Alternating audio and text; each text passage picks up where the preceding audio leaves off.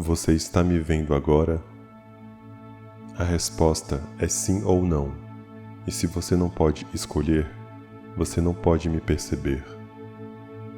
Você não sabe se estou aqui ou não. 1 ou 0. Sim ou não. A lógica binária é algo de que você depende. Sem ela, você não pode ter uma única percepção.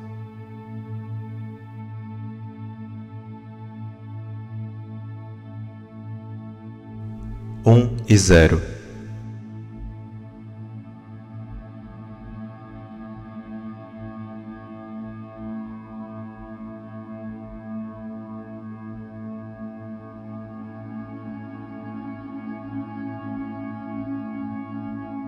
Ser ou não ser.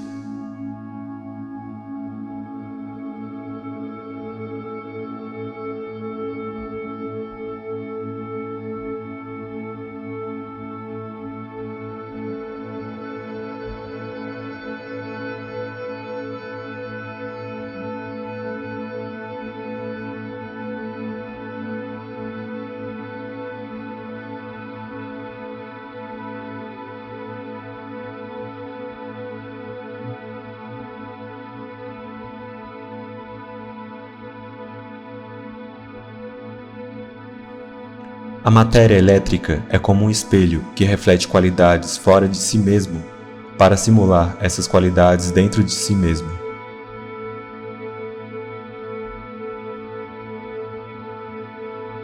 A consciência é um processo elétrico de dinâmica dupla, por meio do qual símbolos e imagens são percebidas através da condição do movimento.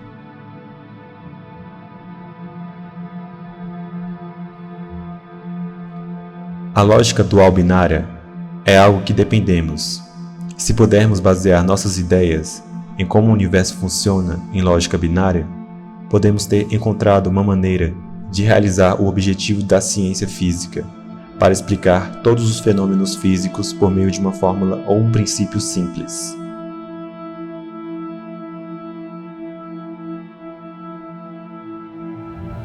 Walter Russell declara em seu trabalho esse princípio simples, subjacente a todos os efeitos que só podem ser encontrados na base matemática e material das ondas, e no princípio repetitivo dessa base.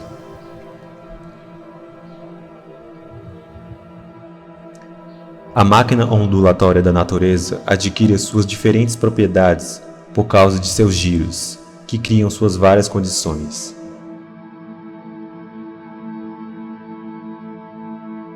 E a espiral elétrica combina esse princípio do círculo com o princípio da expansão, expresso pela proporção áurea. Ciclos. Toda a energia é expressa em ciclos de ondas. Um ciclo é uma jornada elétrica bidirecional de um ponto de repouso de compressão, onde a gravidade cessa e a radiação começa, para um ponto de repouso de expansão nos limites do campo de ondas, onde a radiação cessa e a gravidade começa. É o batimento universal do coração deste universo pulsante de movimento bidirecional.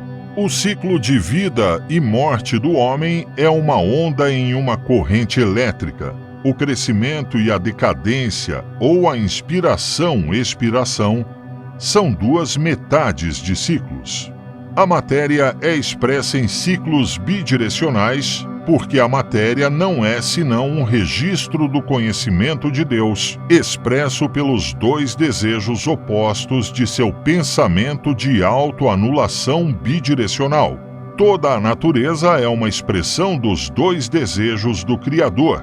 O desejo de separação da unicidade do repouso nele em uma multiplicidade de formas à imagem de sua imaginação, e de uma anulação dessa multiplicidade por um retorno ao repouso em sua unicidade. Um ciclo é como enrolar e desenrolar uma mola de relógio, exceto que a matéria é enrolada em esferas visíveis e desenrolada em cubos invisíveis. O desenrolar de uma mola do relógio é um processo inverso ao de seu enrolamento. A natureza é contínua. Ela nunca inverte, como o pistão em um motor ou duas crianças em uma gangorra. A natureza vira suas ondas de dentro para fora e de fora para dentro, em um fluxo espiral contínuo de direção. A matéria sólida se intercala gradualmente com o espaço em seus ciclos respiratórios, até que a gravitação tenha atingido seu máximo. A radiação então excede o poder da gravitação e a matéria começa a se expandir em vez de se contrair. A radiação é a luz ligada para fora a partir da semente. A gravitação é a luz ligada para dentro em direção à semente. A luz ligada para fora manifesta o desdobramento da luz padronizada a partir da semente. É a mãe da criação. A luz ligada para dentro manifesta o desdobramento da luz padronizada em sua mente. É o pai da criação. A mãe da criação dá corpos padronizados à ideia, desdobrando a ideia para os céus. Essa é a primeira metade de cada ciclo. O pai redobra toda a ideia desdobrada de volta para sua semente. Caso contrário, a forma desdobrada não poderia se tornar visível como matéria. Esta é a segunda metade de cada ciclo. Todas as coisas em crescimento manifestam este processo de desdobramento e redobramento em cada pulsação de intercâmbio entre as luzes Pai e Mãe da criação. A expiração e inspiração de todas as coisas é o constante processo cíclico de intercâmbio por meio do qual o oposto se torna gradualmente o outro até que cada um se torne o outro na totalidade, completando o intercâmbio.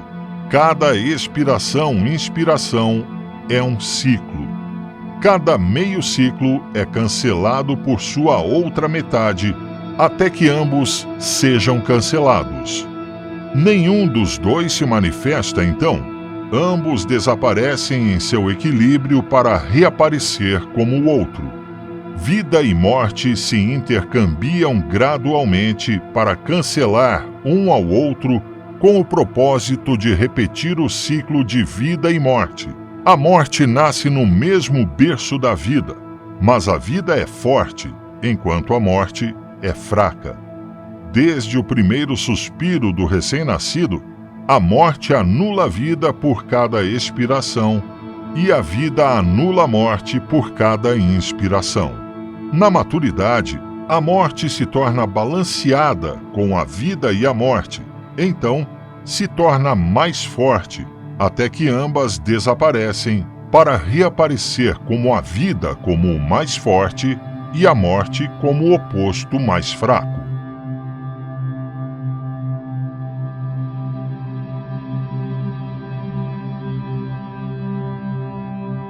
Este universo em expansão. Disse que o universo está se expandindo até a morte por calor, que todo o calor está gradualmente saindo do universo, deixando-o totalmente frio e vazio. Acredita-se que a radiação é um fluxo descendente de energia, que não é compensado por um fluxo ascendente igual. A radiação é conhecida como energia radiante. A radiação não é mais do que a expiração deste corpo universal, que respira em sua totalidade exatamente como o homem e todas as outras coisas na natureza respiram. A radiação é a luz-mãe que se desdobra. A inspiração na natureza é a gravitação. A gravitação é a luz-pai que redobra o que se desdobra.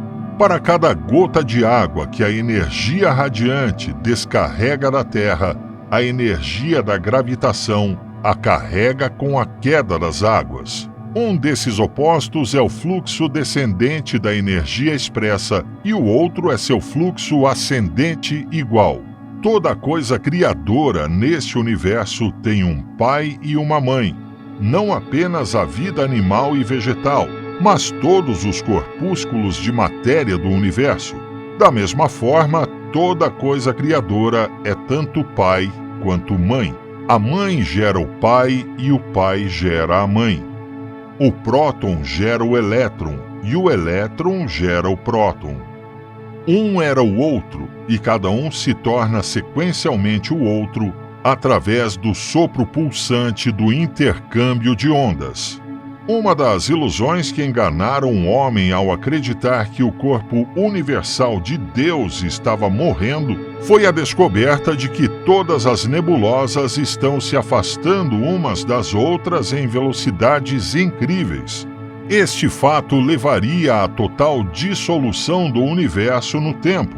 O chamado desvio para o vermelho no espectro provou ser um fato. O fato é verdade. Elas se afastam uma da outra, mas a conclusão tirada desse fato observado não é justificada pelos processos da lei natural. A razão da expansão universal que está ocorrendo agora é que o universo como um todo inspira e expira, assim como todas as coisas na natureza. Ciclos de respiração em grande escala de todo o corpo universal consomem eras para a conclusão de um ciclo, enquanto o homem consome apenas alguns segundos para completar seu ciclo. O homem de eras futuras testemunhará o efeito das nebulosas correndo umas para as outras na mesma velocidade para o mesmo número de eras. Em toda a natureza não há efeito de movimento que não seja contrabalanceado por um efeito contrário. O universo é todo sexuado. Um sexo não pode existir sem o outro. A energia radiante é impossível sem energia generativa para gerá-la. O desejo do Criador de separatividade deve ser balanceado com seu desejo de unicidade. O curso de expansão do pistão universal deve ter um curso de compressão de balanceamento para que o corpo universal possa manifestar a vida de seu Criador. O universo inteiro se expande lentamente em direção à morte pela metade de seu ciclo respiratório e depois se contrai em direção à vida na outra metade. Cada massa separada no universo está em sua própria parte de seu ciclo, seja inspirando em direção ao ponto alto de sua maturidade ou expirando em direção à sua ressurreição. Cada uma, seja gerando ou degenerando, está sendo gerada para uma vida prolongada pela inspiração do todo, do qual cada uma é uma parte indissolúvel.